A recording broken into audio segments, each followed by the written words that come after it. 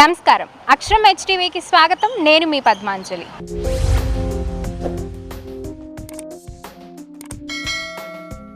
So మరి inside and out side flawless skin కోసం tips గురించి అండ్ అలాగే ట్రీట్మెంట్ గురించి మనం ఈరోజు సజెషన్స్ తీసుకోవడానికి గుమ్మడి హాస్పిటల్స్కి వచ్చామండి. సో గుమ్మడి హాస్పిటల్స్లో ఉన్నటువంటి ప్రముఖ dermatologist, cosmetologist doctor K Mridula గారి దగ్గరికి ఈరోజు మనం వచ్చాం. మరి ఇంకెందుకండి ఆలస్యం, సో సజెషన్స్ గురించి, ట్రీట్మెంట్స్ గురించి తెలుసుకునేటువంటి ప్రయత్నం చేద్దాం రండి. సో మీ తరపున మీ యొక్క సందేహాలన్నీ కూడా అడిగి తెలుసుకుందాం.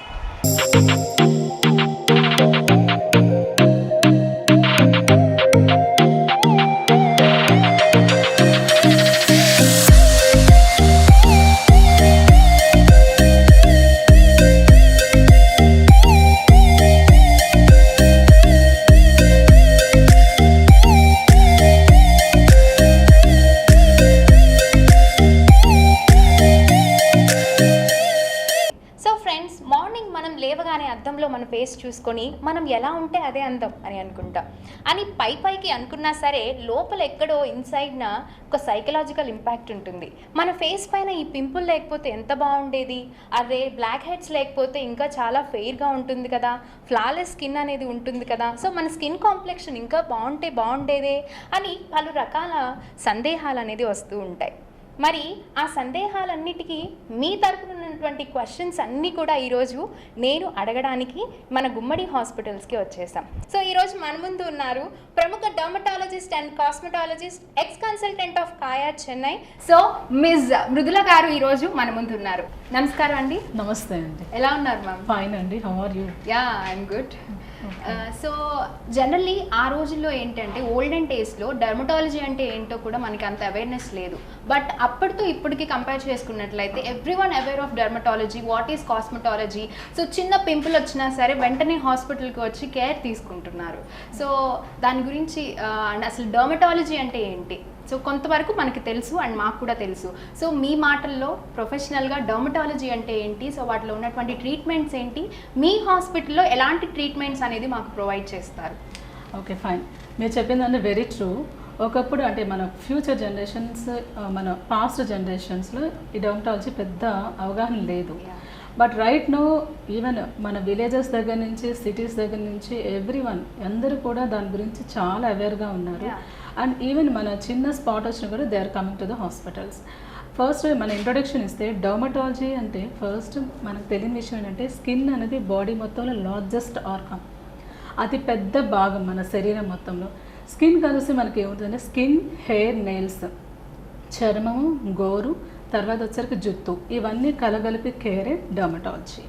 అండ్ అది రెండు పార్ట్స్గా మనం చూసుకోవచ్చు. ఫస్ట్ మెయిన్ వచ్చేసి డిసీజ్ పార్ట్, అంటే క్లినికల్ పార్ట్లో మనకి ఏముంటాయంటే రకరకాల చర్మ వ్యాధులు, అవి చిన్న పిల్లల దగ్గర నుంచి పెద్దవాళ్ళ దాకా, అంటే పీడియాట్రిక్ డర్మటాలజీ నుంచి జీరియాట్రిక్ డర్మటాలజీ దాకా, అవి ఎగ్జిమాస్ కానివ్వండి, టీనేజ్ వాళ్ళు వచ్చేసరికి పింపుల్స్ కానివ్వండి, లేదా రకరకాల fungal infections all age group కానివ్వండి, అండ్ పెద్దవాళ్ళు వచ్చేసరికి సెనైల్ ప్రోరైటిస్ అంటారు, చాలా ఇచ్చింగ్తో, చాలా దురదతో చాలా బాధపడుతూ ఉంటారు. అండ్ ఇవన్నీ వచ్చేసరికి మనకి స్కిన్కి సంబంధించి రకరకాలు ఉంటాయి. సోరియాసిస్ దగ్గర నుంచి ఆటోఇమ్యూన్ డిసీజెస్ అని, ఇంకా రకరకాల ఫంగల్ ఇన్ఫెక్షన్స్, బ్యాక్టీరియల్ ఇన్ఫెక్షన్స్, ఇవన్నీ కూడా క్లినికల్ డర్మటాలజీ పార్ట్. అవి గోటి సమస్యలు కూడా ఉంటాయి, లోపల ఆనెలని, తర్వాత పులిపుర్లని, ఇవి రకరకాలుగా ఉంటాయి. And coming to other part, aesthetic part. Aesthetic part అంటే అది కాస్మెటాలజీ పార్ట్. ఇక్కడ వచ్చేసరికి మెయిన్గా మన ఫేస్లో వచ్చేసరికి పిగ్మెంటేషన్ లేదా స్కార్స్, అంటే రంధ్రాలు ఏమైనా ఉన్నాయా, లేదా హెయిర్ ఫాల్, అది మగవారిలో ఒక రకంగా ఉంటుంది, ఆడవారిలో ఒక రకంగా ఉంటుంది. వాటి కాజెస్ ఏంటి అది చూసుకొని మనం రకరకాల ట్రీట్మెంట్స్ మనం ఇస్తూ ఉంటాం. సో చాలా మందిలో మెయిన్ సమస్య ఏమిటంటే పులిపుర్లు. సో ఫేస్ పైన కావచ్చు, ఇంకా ఐ పైన కూడా పులిపుర్లు అనేది వస్తూ ఉంటాయి. చాలా ఇన్కన్వీనియంట్గా ఉంటుంది. అసలు పులిపుర్లు ఎందుకు వస్తాయి, సో వాటికి ఎన్ని రకాల ట్రీట్మెంట్స్ ఉన్నాయి, సో ఏది బెస్టో సజెస్ట్ చేయగలరా? షూర్. పులుపులు రకరకాలు ఉంటాయండి, రకరకాల కాజెస్ ఉంటాయి. మొదటి వచ్చేసరికి వైరల్ ఇన్ఫెక్షన్ అంటారు. అది ఏంటంటే ఒకరి నుంచి ఒకరు అంటువ్యాధిలాగా ఉంటుంది, మన శరీరంలో కూడా ఒక పార్ట్ నుంచి ఇంకో పార్ట్కి అది స్ప్రెడ్ అవుతుంది. రెండోది వచ్చేసరికి కొన్నిసార్లు వంశపారపరంగా కూడా, అంటే హెరిడిటరీ అంటారు, అలా కూడా రావచ్చు. అండ్ థర్డ్ పాయింట్ వచ్చేసరికి ఇంటర్నల్గా ఏదైనా, అంత దూరం మన అన్ని సందర్భాల్లో ఆలోచించాల్సిన అవసరం లేదు, ఇంటర్నల్గా ఏమైనా క్యాన్సర్స్ ఏమన్నా ఒక్కసారిగా బాడీ అంతా కూడా ఎక్కువగా రావచ్చు. అండ్ మందు వచ్చేసరికి మనకు సింపుల్ దగ్గర నుంచి చాలా హై ఉంటుంది, ఐ మీన్ కాంప్లికేటెడ్గా ఉంటాయి. మనం ఫస్ట్ వచ్చేసరికి ఎందుకు వస్తున్నాయో మనం చూసుకొని, వైరల్ ఇన్ఫెక్షన్స్ అయితే వాటితో పాటు కొన్ని క్రీమ్స్ ఇస్తాము, డిసీజ్ ట్రీట్మెంట్, అవి చేసుకుంటూ మనం లేజర్ థెరపీ చేసుకోవచ్చు. అండ్ కంప్లీట్గా మనం మచ్చపడకుండా, చిన్న స్కార్ కూడా పడకుండా ఎర్లీగా వస్తాయి. ఏ ట్రీట్మెంట్ అయినా ఏ డిసీజ్ అయినా కూడా త్వరగా వస్తే మాత్రం స్కార్ పడకుండా జాగ్రత్తగా తీసేయచ్చు అండి. అది ఏమీ ఉండదు. అండ్ మీరు అన్నట్లు ఇప్పుడు చాలామంది చెప్తున్నారు దారం కట్టి తీసేస్తారు. అఫ్ కోర్స్ అవన్నీ అంటే ఇప్పుడు వైరల్ ఇన్ఫెక్షనే అనుకోండి, అలా కట్టి తీసేసినప్పుడు యూట్యూబ్లో అలా చూస్ చేసినప్పుడు ఆ ఇన్ఫెక్షన్ లోపల ఉండిపోద్ది, again it will come back. So అలా రాకుండా మనం కొన్ని లేజర్ ట్రీట్మెంట్స్ కొంచెం డెప్త్కి వెళ్ళి జాగ్రత్త చేసుకొని కొన్ని మెడిసిన్స్, యాంటీవైరల్స్ కానీ యాంటీవైరల్ క్రీమ్స్ కానీ అప్లై చేసేసుకుంటే చాలు, సరిపోతుంది. ఇంకా మళ్ళీ రావడం అనేది ఉండదు. అదే 2 రకాలు ఉంటాయి కదా, ఇప్పుడు 2-3 రకాలు ఉంటాయి. ఇవి ఇన్ఫెక్షన్ వల్ల అయితే మళ్ళీ రాకుండా చేయొచ్చు, బట్ హెరిడిటీ వచ్చేసరికి రావచ్చు. ఇక్కడ రాకుండా కంప్లీట్గా ఎప్పుడు ఎక్కడ ట్రీట్మెంట్ ఉండదు, వస్తుంటాయి. మనం కాస్మెటాలజీ ప్రాబ్లం అనేది తీసేసుకుంటాం. మూడోది వచ్చేసరికి కొంతమంది ఒబీస్ అంటే బాగా వెయిట్ పెరిగినప్పుడు మెడ మీద చంకల్లో వస్తూ ఉంటాయి. అవి కొంచెం వెయిట్ కొంచెం మేనేజ్ చేసుకుంటూ, లైక్ డైట్ మేనేజ్ చేసుకుని ఎక్సర్సైజ్ చేసుకుంటూ ఉంటే అప్పుడు మనం ఈ ట్రీట్మెంట్ ఇస్తూ ఉంటే సరిపోతుంది. ఒక ఇన్ఫెక్షన్ అయితే మాత్రం మళ్ళీ రాకుండా మనం చేసేయచ్చు. వేరే అదర్ రీజన్స్ అయితే మాత్రం వచ్చినట్టు తీసేసేయాలి. ఇప్పుడు సెషన్స్ ఉంటాయా మ్యామ్, ఆరల్స్ ఒక్కసారి చేస్తారా? ఓకే, యాక్చువల్లీ ఒక సిట్టింగ్ సరిపోతుందండి, బట్ ఇక ఎక్కువ ఉంటే మాత్రం ఎక్స్ట్రా ఒక 2 or 3 సిట్టింగ్స్ పడతాయి. అదర్వైజ్ అంటే కొన్ని పెయిన్లెస్ చేసేస్తాము, కొన్ని పెయిన్ ఉన్నప్పుడు వాళ్ళు ఒక్కసారి కానీ బేర్ చేయలేరు కాబట్టి అట్లా ఉంటుంది. సో ఇంకొక పెద్ద సమస్య ఏమిటి అంటే హెయిర్ ఫాల్ అండి. సో చాలా మందిని చూస్తుంటాం, స్ప్లిట్స్ కావచ్చు, ఇంకా హెయిర్ అనేది ఎక్కువగా లాస్ అయిపోతూ ఉంటుంది. రీసెంట్లీ కోవిడ్ సిచ్యువేషన్స్లో అయితే మెయిన్గా హెయిర్ ఫాల్ అనేది ఉందండి. సో ఈవెన్ 15 సంవత్సరాల వయసు అని లేదు, అడల్ట్స్ అని లేదు, లేదంటే ఓల్డ్ పీపుల్ అని లేదు, ఎవరికైనా కూడా హెయిర్ ఫాల్ అనేది ప్రతి ఒక్కరికి ఉన్నటువంటి సమస్య. అసలు హెయిర్ ఫాల్ అనేది అలా అంత హెయిర్ లాస్ అవ్వడానికి చాలా వేరియస్ రీజన్స్ అనేది ఉంటాయి. సో ఆ రీజన్స్ ఏంటి? సో హెయిర్ ఫాల్ అనేది ఒక విధంగా కంట్రోల్ చేసుకోవడానికి ఎలాంటి టిప్స్, ఎలాంటి ట్రీట్మెంట్స్, ఎలాంటి సజెషన్స్ అనేది మీరు ఇవ్వగలరు? హెయిర్ ఫాల్ అనేది మీరు అన్నట్టు ఆల్ ఏజ్ గ్రూప్స్లో ప్రజెంట్ సినారియోలో అయితే ఉందండి. అది వేరియస్ రీజన్స్ ఉన్నాయి. మొదటిగా మన లైఫ్ స్టైల్, మనం ఏం తింటున్నాము, ఎంతసేపు పడుకుంటున్నాము, ఎంత స్ట్రెస్ ఫీల్ అవుతున్నాము, ఇవన్నీ చాలా మెయిన్ ఫ్యాక్టర్స్. అని వీటితో పాటు స్త్రీలలో మెయిన్గా ఏంటంటే హార్మోనల్ ఇంబ్యాలెన్స్ అని ఉంటుంది. సో వాళ్ళు సడన్గా వెయిట్ పెరిగిపోయినా దాంతోపాటు రకరకాలుగా అన్వాంటెడ్ హెయిర్ ఫాల్, తర్వాత మెన్సెస్ అన్నది ఇర్రెగ్యులర్గా రావటం, ఇలా డిఫరెంట్ రీజన్స్ ఉంటాయి. సో మనం ఏంటంటే ఫస్ట్ రీజన్ ఏంటి అన్నది మనం చూసుకోవాలి. చిన్నపిల్లలు వచ్చేసరికి మెయిన్గా న్యూట్రిషనల్ ఫ్యాక్టర్స్, అంటే హెచ్బి వాళ్ళకి ఎంతవరకు వాళ్ళ ఫుడ్ ఎలాంటిది తీసుకుంటున్నారు, గ్రీనీ లీఫీ వెజిటబుల్స్ తీసుకుంటున్నారా, ఐరన్ రిచ్ ఫుడ్ తీసుకుంటున్నారా, ఏదైనా థైరాయిడ్ ప్రాబ్లమ్స్ ఉన్నాయా, ఇలాంటివన్నీ మనం చెక్ చేసుకుంటూ వస్తాం. అండ్ మనకి మంచిగా యూత్లో వచ్చేసరికి వీటితో పాటు హార్మోన్ ఇంబ్యాలెన్స్ ఏమైనా ఉందా లేదా చూసుకుంటే, at the same time nutrition always important. Then ఇంకా వచ్చేసరికి కొంచెం పెద్దవాళ్ళు వచ్చేసరికి యాజ్ ద ఏజ్ ప్రోగ్రెస్ కొంచెం హెయిర్ ఫాల్ అనేది డెఫినెట్గా ఉంటుంది. మగవాళ్ళు వచ్చేసరికి హెరిడిటీగా ఈ అలోపేషియా ఉంటుంది, అంటే లైక్ ఆ జుట్టంతా బట్టతల రావటం అవన్నీ ఉంటాయి. బట్ మేము అబ్జర్వ్ చేస్తుంది ఏంటంటే ఇప్పుడు వాళ్ళ ఫాదర్స్కి 40s, 50s కనుక బట్టతలు వస్తే వీళ్ళకి 20sలోనే వచ్చేస్తుంది. సో రీజన్ వచ్చేసరికి అవర్ లైఫ్ స్టైల్. సో మనం వెళ్తున్న ఏరియా, మనం తిరిగేదంతా పొల్యూటెడ్ ఏరియా, తినే ఆహారం కొంత పొల్యూటెడ్గానే ఉంటుంది, ఎంత వాటర్ తీసుకుంటున్నాము, ఇదన్నీ కూడా ఇంపార్టెంట్. సో ఈ రీజన్స్ ఏంటి అని మనం ఎలిసిట్ చేసుకొని వాటిని మనం ట్రీట్మెంట్ ఇచ్చుకోవాలి, ఫస్ట్ పాయింట్. తర్వాత వాటికి మనకి స్టెమ్ సెల్ థెరపీస్ ఇచ్చుకోవచ్చు, అండ్ పిఆర్పి థెరపీ అని ఉంటుంది. పిఆర్పి థెరపీ అంటే పిఆర్పి అనేది చాలా కాస్ట్ ఎక్కువ అని చెప్తూ లేదండి, ఈ మధ్యకాలం అది చాలా reachable. Even lower middle class వాళ్ళు కూడా మనం తీసుకోవచ్చు, అది ఇబ్బంది ఏం లేదు, అంత హై కాస్ట్ ఏమీ లేదు, చేసుకోవచ్చు. అది కూడా చాలా సేఫ్ ప్రొసీజర్. అంటే ఇప్పుడు మనకి ఎర్లీగా వస్తే చాలా బెనిఫిట్ ఉంటుందండి. ఇప్పుడు వచ్చిన తర్వాత వాళ్ళ బ్లడ్డే తీసుకొని దాని నుంచి మనం ప్రిపేర్ చేసుకొని వాళ్ళ స్కాల్ప్లోకి మనం ఎక్కడైతే ఏరియా ఉంటుందో ఆ ఏరియాలో ఇంజెక్ట్ చేస్తాం. అది ఎర్లీగా, అంటే ఇప్పుడు మీరు అన్నట్టు పోస్ట్ కోవిడ్లో హెయిర్ ఫాల్ చాలా ఉంది. అంటే ఇప్పుడు అంతకుముందు ఏం చెప్పామంటే కోవిడ్ ముందు టైఫాయిడ్ కానీ ఇంకా ఏదన్నా కానీ మలేరియా లాంటి అది లేదా సర్జరీస్ అయినా ఇవన్నీ కూడా పోస్ట్ స్ట్రెస్ అనమాట. అలాంటి సిచ్యువేషన్లో ఏమవుతుందంటే ఒక 3 months తర్వాత హెయిర్ ఫాల్, డెలివరీస్ తర్వాత ఆడవాళ్ళు ముఖ్యంగా డెలివరీస్ అయిన తర్వాత కూడా ఏమవుతుందంటే ఈ హెయిర్ ఫాల్ అనేది ఉంటుంది. సో 3 months తర్వాత వాళ్ళు జనరల్గా అప్రిషియేట్ చేస్తారు. అప్పుడు చూసినప్పుడు మన ఈ స్టెమ్ సెల్ థెరపీ కానీ ఫస్ట్ పిఆర్పి థెరపీ కానీ త్వరగా స్టార్ట్ చేస్తే రిజల్ట్స్ బాగుంటాయి. అది అన్నీ కూడా 6 months ట్రీట్మెంట్ ఉంటుంది. ఇమీడియట్గా ఏది కూడా ఎక్స్పెక్ట్ చేయదు. అంటే ఫర్ ఎగ్జాంపుల్ ఇప్పుడు మన చెట్టు ఉందనుకోండి, విత్తనం వేస్తాం కదా, విత్తనం వేసిన తర్వాత దానికి కావాల్సిన ఏవైతే సప్లిమెంట్స్ ఉంటాయో అవన్నీ కూడా మనం ఈ పిఆర్పి థెరపీ ద్వారా కానివ్వండి, స్టెమ్ సెల్ థెరపీ కానీ ఇచ్చుకుంటూ దాన్ని మనం ఎట్లా అయితే చెట్టును వృద్ధి చేస్తామో ఈ థెరపీస్ కూడా అలాగే ఉంటాయి. So at the same time వాళ్ళు న్యూట్రిషన్ కూడా మెయింటైన్ చేయాలి, అప్పుడు కంప్లీట్ ట్రీట్మెంట్ వస్తుంది మనకి. సో మీరు ఇప్పుడు పోస్ట్ ప్రెగ్నెన్సీ తర్వాత కూడా చాలా ఇలాంటి ప్రాబ్లమ్స్ అనేది వస్తాయి అని చెప్తున్నారు. సో ఇప్పుడు ఆఫ్టర్ డెలివరీ అయిన తర్వాత ఎన్ని డేస్ తర్వాత ఈ ట్రీట్మెంట్ అనేది తీసుకోవచ్చు, అంటే సైడ్ ఎఫెక్ట్స్ లేకుండా? అంటే చాలా మందికి పోస్ట్ డెలివరీ సైడ్ ఎఫెక్ట్స్ అనేది ఉంటాయి అని కూడా మనం అనుకుంటూ ఉంటారు. సో ఎన్ని డేస్ తర్వాత ఈ ట్రీట్మెంట్ అనేది తీసుకోవచ్చు మ్యామ్? ఆఫ్టర్ డెలివరీ అంటే ఇప్పుడు జనరల్గా ఏంటంటే ఎక్స్క్లూజివ్ బ్రెస్ట్ ఫీడింగ్ మదర్స్ ఉన్నారనుకోండి, వాళ్ళు ఏం తీసుకున్నా కూడా అది పాల ద్వారా పిల్లలకి వెళ్తుంది కాబట్టి చూసుకుంటాం. కానీ హెయిర్ థెరపీకి వచ్చేసరికి వెదర్ పిఆర్పి అని ఏదైనా ఇబ్బంది ఏం లేదండి. ఇమీడియట్లీ ఆఫ్టర్ డెలివరీ అంటే మదర్ కొంచెం సెటిల్ అయిన తర్వాత ఆ పెయిన్స్ 2 months అయినా 3 months అయినా స్టార్ట్ చేసుకోవచ్చు మనం. మనకి ఈ థెరపీస్ అన్నీ కూడా బేబీకి ఎటువంటి ఇబ్బంది లేకుండా మనం ప్లాన్ చేసి ఇచ్చుకోవచ్చు. At the same time nutrition కూడా ఇంపార్టెంట్, అది కూడా బేబీ కూడా హెల్ప్ అవుతుంది. So what the mother eats it will come to the baby through milk. కాబట్టి తనకి ఇచ్చేది మంచి న్యూట్రిషియస్ ఫుడ్ ఇస్తే అటు తన hair, skin, at the same time baby will be healthy.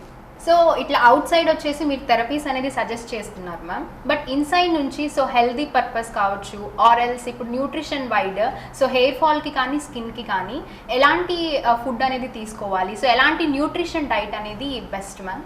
Generally for hair biotin rich అంటే ఒక బి విటమిన్ ఉంటుంది, ఆ కాంప్లెక్స్లో ఉన్న ఫుడ్ తీసుకుంటే బెటర్ అండి.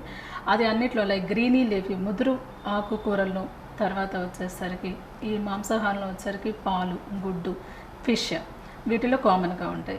సో వీటితో పాటు మనం ఏం చేస్తామంటే బెల్లంతో చేసినవి, నా పర్సనల్గా నా పేషెంట్స్ నేను చెప్పేది అంటే బికాజ్ అది కొంచెం ఐరన్ రిచ్, సో బెల్లంతో చేసిన ఏవైనా కూడా న్యాచురల్గా హోమ్ మేడ్ అవి తీసుకోమని నేను జనరల్గా ప్రిఫర్ చేస్తూ ఉంటాను. వీటితో పాటు I always advice the patient to take plenty of water. అది నాట్ ఓన్లీ ఫర్ హెయిర్ కని కాదు, స్కిన్ అన్నిటికీ కూడా అది హెల్తీ అనమాట. సో ఇంటర్నల్గా మాకు ఏదైతే టాక్సిన్స్ ఉన్నాయో అవన్నీ కూడా క్లీన్ అయిపోతాయి. ఆ వాటర్ స్టోరేజ్ కూడా మనం కాపర్ దాంట్లో చేస్తే better. Most of the time నేను కొద్దిగా రెసిస్ట్ చేస్తాను plastic bottles. Even mineral water ఇవన్నీ కూడా వాటి కంటే కూడా మున్సిపల్ వాటర్ ప్యూరిఫై చేసుకొని లేదా బాయిల్ చేసుకొని ఫిల్టర్ చేసుకొని తాగితే బెస్ట్. అది ఎంత వాటర్ మీరు తీసుకుంటే అంత మంచిది. సో ఇంటర్నల్గా మీకు టాక్సిన్స్ అన్నీ కూడా రిలీజ్ అవుతాయి. So storage important. ఇప్పుడు ఒక బాటిల్లో ప్లాస్టిక్ బాటిల్లో పెట్టేసి 2 days తర్వాత అలా తాగేమనుకోండి, దాంట్లో కొంచెం బ్యాక్టీరియా డెవలప్ అయ్యి నో యూస్. అలాగే ఒక కుండలోనో లేదంటే ఒక కాపర్ దాంతోనో పెట్టుకుంటే ఇట్స్ గుడ్ యాక్చువల్లీ. సో చిన్న చిన్న ప్రికాషన్స్ మన పెద్ద చేయాల్సిన అవసరం లేదు. మేము చెప్పేది ఏంటంటే అది స్కిన్ అయినా, హెయిర్ అయినా, నెయిల్స్ అయినా, కాస్మెటాలజీ అయినా, ఇప్పుడు మనం ఇంటిని రోజు ఎలా శుభ్రం చేసుకుంటామో, ఎలా డస్ట్ అంతా రిమూవ్ చేసుకుంటామో, ఎప్పటికప్పుడు ఇంటర్నల్గా ఇవి తీసుకుంటూ అలా రిమూవ్ చేసుకోవచ్చు. ఎక్స్టర్నల్గా వచ్చేసరికి మేము చాలా థెరపీస్ చేస్తున్నాం. ఇప్పుడు లేజర్ థెరపీ కానీ, డైమండ్ అబ్రేషన్ థెరపీస్ కానీ, ఇవన్నీ కూడా మన స్కిన్ మీద ఉన్నటువంటి డెడ్ స్కిన్స్ అన్నీ కూడా రిమూవ్ చేస్తాయి. సో మన స్కిన్ అనేది సాఫ్ట్ అయిపోతుంది. ఈవెన్ మిడిల్ ఏజ్ వాళ్ళకి వచ్చేసరికి రెజువినేషన్ థెరపీస్ అంటే వాళ్ళకు ఉన్నటువంటి ఫైన్ వ్రింకిల్స్ ఉంటాయి, ముడతలు కానీ, కళ్ళ కింద నల్లటి చారలు కానీ, మచ్చలు కానీ చాలా థెరపీస్ ఉంటాయి. కెమికల్ పీల్స్ అని కానీ, లేజర్ థెరపీ అని కానీ, అబ్రేషన్స్ అని థెరపీ కానివ్వండి, తర్వాత రెజ్యూనేషన్ థెరపీస్ ఉంటాయి. ఆ స్కిన్ అనేది మనకు వచ్చి టైట్నింగ్ చేసుకుంటూ వెళ్ళొచ్చు. అండ్ ఏది కూడా day 1 మనకు రిజల్ట్ రాదు. So patient should wait series of sitting, ఒక మంత్లీ వన్స్ కానీ అలా ఒక 6-8 సిట్టింగ్స్ ఉండి ఇంటర్నల్గా మీరు అడిగినట్లు ఆ న్యూట్రిషన్, ఈ యొక్క హెల్దీ లైఫ్ స్టైల్ మెయింటైన్ చేస్తే డెఫినెట్గా there will be good result. Water అని ప్లెంటీ ఆఫ్ వాటర్ అనేది తీసుకోవాలి అని చెప్తున్నారు కదా. సో చాలా మంది చెప్తూ ఉంటారు 3 to 4 liters తీసుకోవాలి. సో చిల్డ్రన్కి అయితే ఒక్క కన్సిస్టెన్సీ అనేది చెప్తారు. అండ్ 3 to 4 liters అనేది ఎప్పటి నుంచి ఎప్పటి వరకు తీసుకోవాలి, సో ఎలా బ్యాలెన్స్ చేస్తూ తీసుకోవాలి? నేనేం చెప్తానంటే మనకి పగలు రాత్రి ఉంటాయి. రాత్రి మనం రెస్ట్ తీసుకుంటాం. పగలు వచ్చేసరికి మీకు ఎంత థర్స్టీగా ఉండి ఎంత హ్యాపీగా ఉంటే అంత వాటర్ తీసేసుకోండి. దానికి క్యాలిక్యులేషన్స్ అని కాదు, రఫ్గా చెప్తుంటారు 4 liters అని 5 liters అని. బికాజ్ మనం ఉండే ఏరియా కొంచెం హ్యూమిడిటీ ఎక్కువ. మనకి ఏంటంటే ఇక్కడ బాగా దాహం వేసేది ఉంటుంది. పైగా ఏంటంటే బయటకు వెళ్ళామనుకోండి, బైక్ తీసుకొని అదే పొల్యూషన్ కానివ్వండి, సన్ రైజ్ కానివ్వండి, సో వాటర్ డీహైడ్రేట్ అయిపోతారు. సో పేషెంట్స్ కూడా పర్సన్స్ జనాలు కూడా ఏంటంటే మాయిశ్చరైజర్ క్రీమ్స్ అప్లై చేసుకుంటూ వాటర్ ఎక్కువ తీసుకోమని ఎందుకు చెప్తామంటే న్యాచురల్ హైడ్రేషన్ ఉంటుంది స్కిన్కి. స్కిన్ ఎలా అవుతుంది అంటే న్యాచురల్గా దానికి వాటర్ సప్లై చక్కగా వెళ్తూ ఉంటుంది. సో అది డిపెండింగ్ ఆన్ పర్సన్ రఫ్గా అంటే 4 to 5 liters అలా చెప్తాము. బట్ నేనేం చెప్తాను అంటే మీకు ఎంతవరకు మీకు తాగారు, నాకు ఇప్పుడు నేను ఎక్కువ వాటర్ తీసుకుంటాను, మీకు ఎంతవరకు హ్యాపీగా ఉంటుంది యూ టేక్ ఇట్. ఇది ఎక్కువ ఎందుకు చెప్తా అంటే కొంతమంది ఓన్లీ ఒక 2 గ్లాసెస్ 3 గ్లాసెస్ తాగి అలా ఉంటారు కాబట్టి we will say like that. So pollution అంటే గుర్తొచ్చింది, చాలా మంది బయట సన్లైట్ కి వెళ్ళేటప్పుడు సన్ స్క్రీన్స్ అనేది అప్లై చేస్తుంటాం. ఈవెన్ నా సినరియోనే తీసుకున్నట్లయితే సన్ స్క్రీన్ అప్లై చేసినప్పుడు ఫేస్ అనేది కొంచెం బ్లాక్నెస్ అనేది వస్తుంది. కానీ మన పేరెంట్స్ ఏమని చెప్తుంటారంటే, సో బ్లాక్నెస్ ఇంపార్టెంట్ కాదు, so you have to protect from the UV light అని చెప్తూ ఉంటారు. బట్ ఈవెన్ దో ఒక్కొక్కసారి యూస్ చేస్తాం, ఒక్కొక్కసారి యూస్ చేయము. సో అవి ఎలాంటి స్కిన్ టైప్ కి ఎలాంటి సన్ స్క్రీన్స్ తీసుకుంటే మనకి బెస్ట్? అండ్ కొంతమందికి ఏంటంటే వైట్ లేయర్ కూడా వస్తూ ఉంటుంది. సో వాటికి సంబంధించి ఏదైనా టిప్స్ సజెస్ట్ చేయగలరా about sun screens? Sure what you said actually is very true. That is my personal experience also. యాక్చువల్గా సన్ స్క్రీన్ యొక్క పర్పస్ ఏంటంటే సన్ రేస్ నుంచి ప్రొటెక్షన్, ఫ్యూచర్లో మన కలర్ మనకు మెయింటైన్ అవుతూ నల్లగా అవ్వకుండా ఉండటానికి. మీరు అన్నట్టు ఆ ఫీలింగ్ ఎందుకు వస్తుంది అంటే దాంట్లో జింక్ ఆక్సైడ్ కొన్ని ఉంటాయండి. దానివల్ల ఏంటంటే మొహం బాగా జిడ్డైపోయి బయటికి వెళ్ళినప్పుడు ఆ చెమటకి అది 2 మిక్స్ అయిపోయి కొంచెం డార్క్ కాంప్లెక్షన్ కనిపిస్తుంది. అండ్ సెకండ్ థింగ్ వచ్చేసరికి ఆ జింక్ ఆక్సైడ్ పేస్ట్ కొంచెం వైట్ లేయర్ లాగా వస్తాయి. ఇప్పుడు అడ్వాన్స్డ్ సన్ స్క్రీన్స్ వచ్చాయి, అవన్నీ ఫేస్ చేసి వచ్చారు కాబట్టి అడ్వాన్స్డ్ వచ్చేసాయి. వాటిలో ఈ ప్రజెంట్ అయితే ఈ ప్రాబ్లమ్స్ లేవు. కొన్ని ఇప్పుడు మేము సజెస్ట్ చేస్తే బాగున్నాయి. అండ్ సెకండ్ థింగ్ వచ్చేసరికి సన్ స్క్రీన్స్ మనం ఎప్పుడు కూడా బయటికి వెళ్ళే ముందు ఒక అరగంట ముందు రాసుకొని ముందు వెళ్ళాలి. అప్పటికప్పుడు పూసేసుకొని వెంటనే వెళ్ళాం అనుకోండి, దాన్ని పనిచేయదు. అది actually it will take some time observe అవ్వాలి, దాని ఎఫెక్ట్ ఉంటుంది. దాన్ని అగైన్ రిపీట్ చేసుకుంటూ ఉండాలి. టిప్స్ వచ్చేసరికి మీరు ఎప్పుడు కూడా you carry a face wash, ఏదైనా ఒక మంచి ఫేస్ వాష్ ఒకటి బ్యాగ్లో పెట్టేసుకొని అది మీరు క్లీన్ చేసుకొని అగైన్ యూ రీఅప్లై, అది వెట్నెస్ అంతా తీసేసి. సో ఇప్పుడున్న వచ్చేసరికి కొంచెం మీరు అన్న ఆ ప్రాబ్లం లేని సన్ స్క్రీన్స్ మేము ఇప్పుడు తెప్పించినా అవే వాడుతున్నాం. ఓకే, సో మీరు సజెస్ట్ చేస్తారు ఈ hospital? Yes definitely. And it depends on the skin type also. ఇప్పుడు మనం వచ్చేసరికి ఇప్పుడు యంగ్ ఫెలోస్కి మీలాంటి వాళ్ళకి యంగ్స్టర్స్కి ఒకలాగా పెడతాము, కొంచెం పెద్దవాళ్ళకి వేరేలాగా పెడతాం. స్కిన్ టైప్ని బట్టి కూడా ఉంటుంది. సో చాలా మంది ఏంటంటే ఇప్పుడు ఒక పింపుల్ రాగానే అరే హాస్పిటల్ వరకు ఏం వెళ్తాంలే అని చెప్పని ఏదో ఒకటి ఒక ఆన్లైన్లో ఒక ఫేస్ వాష్ తీసుకొని ఎక్కువ రేటింగ్ ఉన్న ఫేస్ వాష్ తీసుకొని వాడుకుంటూ ఉంటాం. సో అది సల్ఫైడ్స్ ఉంటాయి, పారాబాన్స్ ఉంటాయి, లాట్ ఆఫ్ కెమికల్స్ ఉంటాయి. సో అప్పుడు టెంపరీగా ఆ ప్రాబ్లం అనేది సాల్వ్ అయినా కూడా తర్వాత అనేది సైడ్ ఎఫెక్ట్స్ వస్తున్నాయి. సో మెన్స్ట్రువల్ సైకిల్ మీద కూడా చాలా ఇబ్బంది అనేది జరుగుతూ ఉంది అమ్మాయిలకి. సో వాళ్ళకి మీరు ఎలాంటి టిప్స్ అనేది సజెస్ట్ చేస్తారు? డెఫినెట్లీ మీరు చెప్పిన పాయింట్ వ్యాలిడ్. యాక్చువల్లీ చాలామంది యంగ్ ఫెలోస్ ఏం చేస్తారంటే మరి డాక్టర్ దగ్గరికి వచ్చే ముందు ఐ డోంట్ నో వై బయటకు వెళ్ళిపోతారు, క్వాక్ ట్రీట్మెంట్కి వెళ్ళిపోయి ఏదో ఒక క్రీమ్ పెట్టేసుకొని వస్తారు, లేదా మీరు అన్నట్టు ఆన్లైన్లో ఫేస్ వాష్ ఒకటి చూసుకొని రేటింగ్ ఉన్నది చూసుకొని వాడేసి వస్తారు. దానివల్ల ప్రాబ్లం ఏమవుతుందంటే కొన్ని క్రీమ్స్కి కానీ వీటికి కానీ పింపుల్స్ ఆ టైంకి టెంపరీగా తగ్గి తర్వాత ఒక్కసారిగా ఫ్లేర్ అయిపోయి ఎక్కువైపోయి వస్తారు. నేను ఈ మధ్య చాలా కేసెస్ చూస్తాను.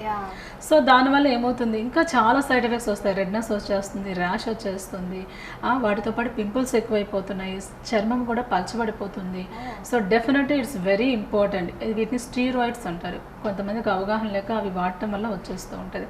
సో మనం ఏం చేయాలంటే డెఫినెట్గా మీకు ఏదైనా ఇబ్బంది ఉంటే just come to the doctor. అప్పుడు ఇనీషియల్గా ఇచ్చే ట్రీట్మెంట్కి మీరు ఏదైనా వాడి ఇచ్చే ట్రీట్మెంట్కి చాలా వేరియేషన్ ఉంటుంది. అండ్ టిప్స్ వచ్చేసరికి always come to doctor first. Don't hesitate, don't try anything, because every cream, every face wash, whatever, it depends on the skin type. And most of the time ఇక్కడ వచ్చేవన్నీ కూడా wrong creams వాడేస్తే వచ్చేస్తున్నారు. When I ask the patient to bring the cream, అది చూసినప్పుడు మాకు షాకింగ్గా అనిపిస్తూ ఉంటుంది. మేము వై దే ఆర్ యూజింగ్, కొన్నిసార్లు పిటీ కూడా అనిపిస్తుంది ఎందుకు ఇలా వాడేసి వస్తున్నారు. బికాస్ కొన్నిసార్లు ఎర్లీగా వస్తే బాగానే ఉంటుందండి, చర్మం కనుక పలచబడిపోయి దాని మీద కొంచెం బిడ్డ చారలు లాగా ఉంటాయి చూస్తారు, అవి వచ్చేసి కూడా వస్తారు. అవి ఒకసారి సెటిల్ అయిన తర్వాత టైం గడిస్తే కొంచెం తీసుకురావడం కష్టం అవుతుంది.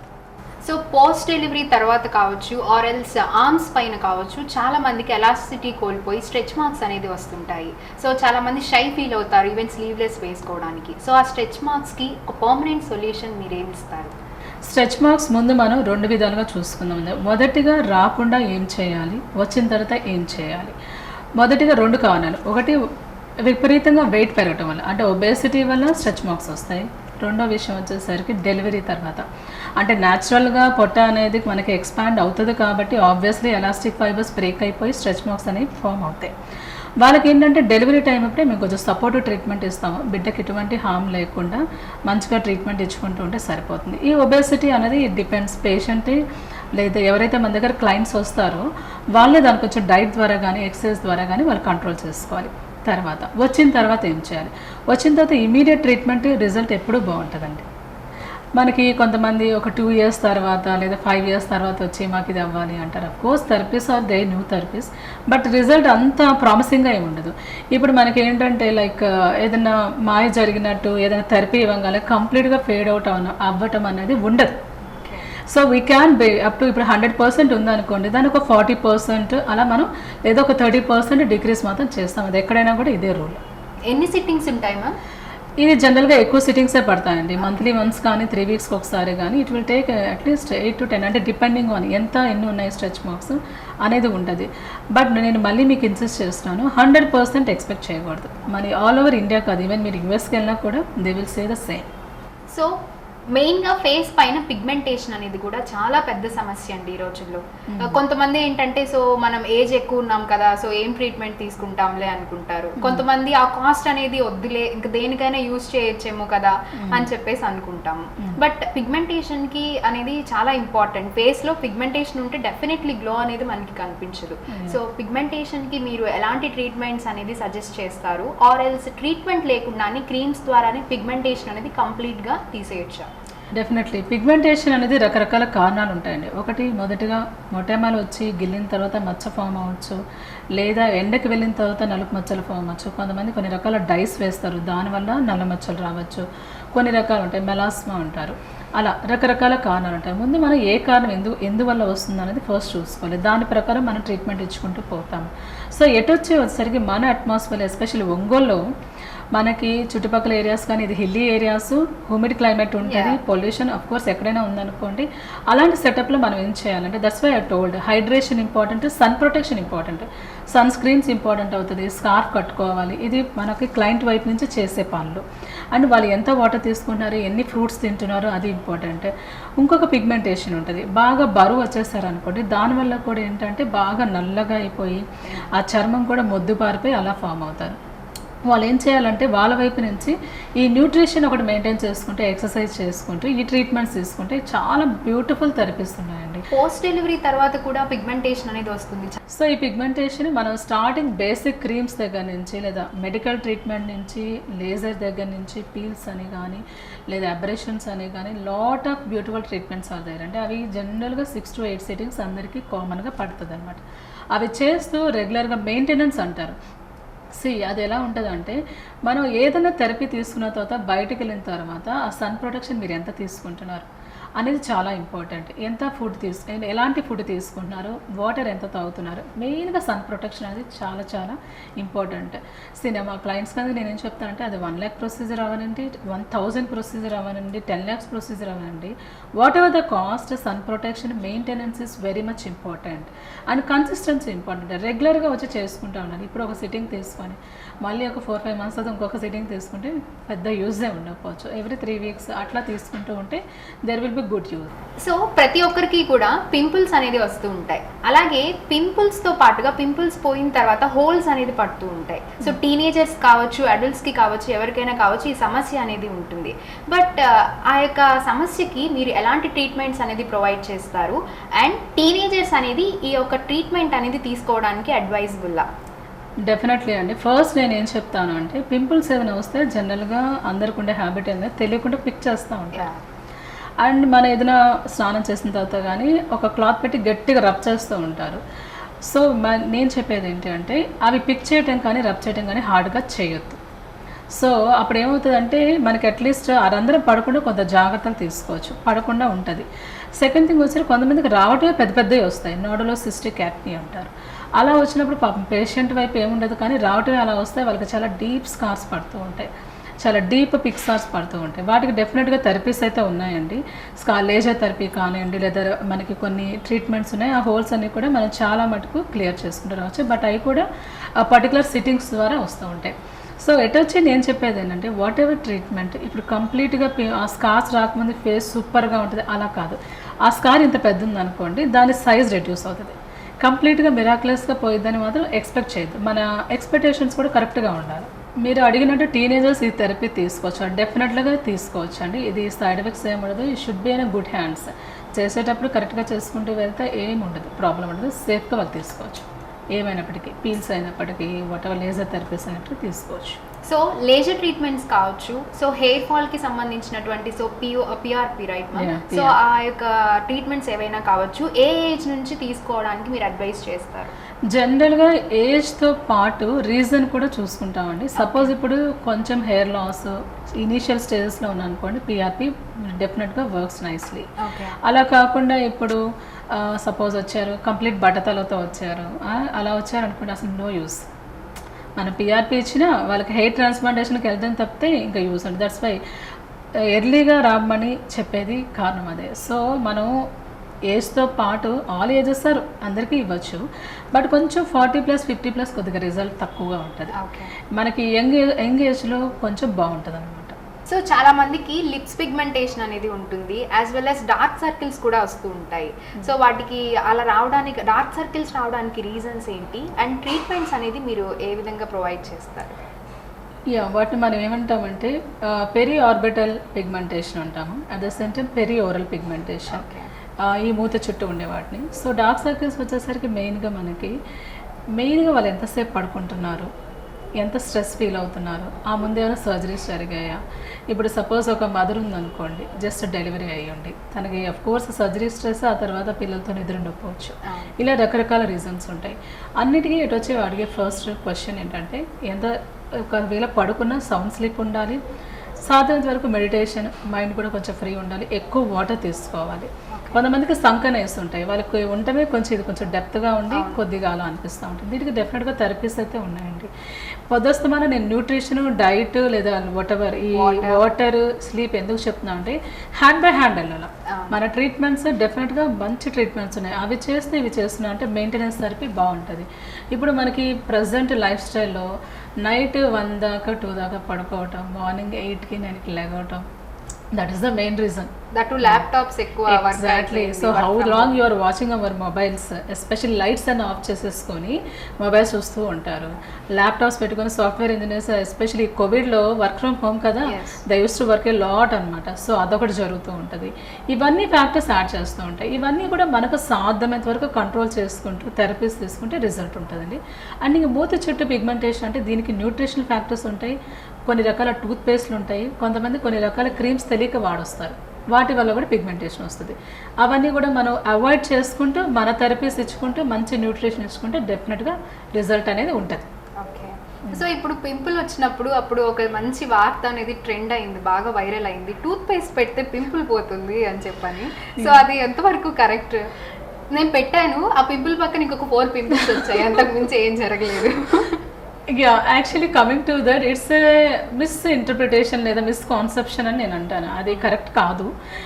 మనం ఇప్పుడు కొంతమంది టొమాటో జ్యూస్ పెడుతుంటారు, ఇలా టూత్ పేస్ట్లు పెడుతుంటారు, వాట్ ఎవర్, ఇవన్నీ వద్దండి. ఏం చెప్పారంటే అసలు మీరు ఏమీ చేయకుండా డాక్టర్ దగ్గరికి వస్తే that is especially good result వస్తుంది. And whatever in the యూట్యూబ్స్లో వచ్చినా లేదా ఏమైనా సలహా ఇస్తే దయచేసి చేయొద్దు.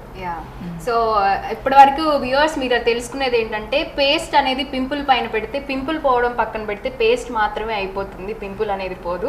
కాబట్టి చక్కగా డాక్టర్ దగ్గరికి వెళ్ళి సజెషన్స్ తీసుకోండి, ట్రీట్మెంట్స్ అనేది తీసుకోండి. సో మెయిన్గా మనకి డాక్టర్ ఏం సజెస్ట్ చేస్తున్నారు అంటే, ప్లెంటీ ఆఫ్ వాటర్ అనేది తీసుకోవాలి, గ్రీన్ లీఫీ వెజిటేబుల్స్, మంచి న్యూట్రిషన్ డైట్ అనేది ఫాలో అయ్యి, సో ఇక్కడికి వచ్చి ఇంకేదైనా ట్రీట్మెంట్స్ అనేది చేయించుకున్నప్పుడు ఇన్సైడ్తో పాటు అవుట్ సైడ్ ట్రీట్మెంట్స్ అనేది మేడం ఇస్తారు ఇన్సైడ్గా. సో మేడం చెప్పినటువంటి డైట్స్ ఇవన్నీ కూడా మనం ఫాలో అవ్వాలి.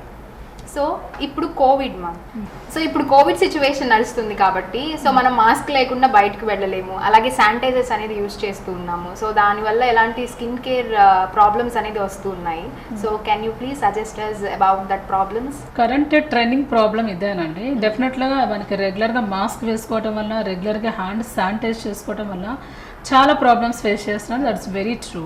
సో అదేమవుతుందంటే రెగ్యులర్గా అవటం వల్ల స్కిన్ అంతా పొడిబారినట్టు అయిపోవటం, గట్టిగా అయిపోవటం, తర్వాత మంట పుట్టడం, ఇక్కడ కూడా కొంచెం ర్యాషెస్ రావడం లాంటివి జరుగుతున్నాయి. సో నేను ఇచ్చే అడ్వైస్ ఏంటి అంటే, ఒక మంచి మాయిశ్చరైజింగ్ క్రీమ్ ఒకటి పెట్టుకొని రెగ్యులర్గా చేతికి అది అప్లై చేస్తూ ఉండండి. మైల్డ్ సోప్స్ అనేవి వాడుతూ ఉంటే బెటర్ అండి. సో ఏదైనా ఇంకా ర్యాష్ ఎక్కువ అవుతూ ఇవి చేస్తున్నప్పుడు కూడా ర్యాషెస్ కనుక వస్తుంటే please come to us, we will give you a good therapy. So final question from my side ma'am. So చాలా మంది ఏంటంటే సోప్స్ యూజ్ చేయకూడదు, సోప్ ఫ్రీనే యూజ్ చేయాలి అని చెప్తూ ఉంటారు. సో pH బ్యాలెన్స్ అనేది చూసుకోవాలి అని చెప్తూ ఉంటారు. సో దాని గురించి కొంత అవేర్నెస్ ఇవ్వగలరా? యాక్చువల్లీ ఇది చాలా గుడ్ క్వశ్చన్ అండి. ఇది రొటీన్గా అందరికీ జరిగేదే. ఓకే, సోప్స్ అనేవి చాలా ఇంపార్టెంట్ అండి. మీరు అన్నట్టు సోప్ ఫ్రీ అంటే అన్నీ అలా అవసరం లేదు. జనరల్గా ఎక్కడ నాకు ప్రాబ్లం వస్తుందంటే చాలామంది డెటాల్, టెట్మసాల్ అని కొన్ని హార్డ్ సోప్స్ వాడేసి వస్తూ ఉంటారు. అవి రాంగ్ అని మేము చెప్పట్లా. బట్ థింగ్ ఈజ్ అవన్నీ వాడొచ్చిన తర్వాత చాలా స్కిన్ ప్రాబ్లమ్స్ వస్తున్నాయి అన్నమాట. సో మనకు స్కిన్ని బట్టి మెయిన్గా ఏ సోప్ అయినప్పటికీ కానీ బాడీ వాష్ అయినప్పటికీ మన స్కిన్లో మాయిశ్చరైజింగ్ అంటే వాటర్ కంటెంట్ని కరెక్ట్గా మెయింటైన్ చేసే ఉండాలి. కొన్ని హార్డ్ సోప్స్ ఏం చేస్తున్నాయంటే పై లేయర్లో పాటు మురికితో పాటు ఇలా వాళ్ళు ఏమనుకుంటారంటే ఆ వాటర్ కంటెంట్ అంతా పోయి చాలా డ్రైగా అయిపోయి చర్మం పగిలిపోవటం, దానివల్ల ఏంటంటే ర్యాషెస్ రావడం ఇలాంటివి జరుగుతూ ఉంటాయి. So maintaining the good soaps మంచిగా మెయింటైన్ చేయడం అనేది చాలా important. That pH balanced maintain చేయడం ఇంపార్టెంట్, ఎస్పెషల్లీ మన ఏరియాస్లో.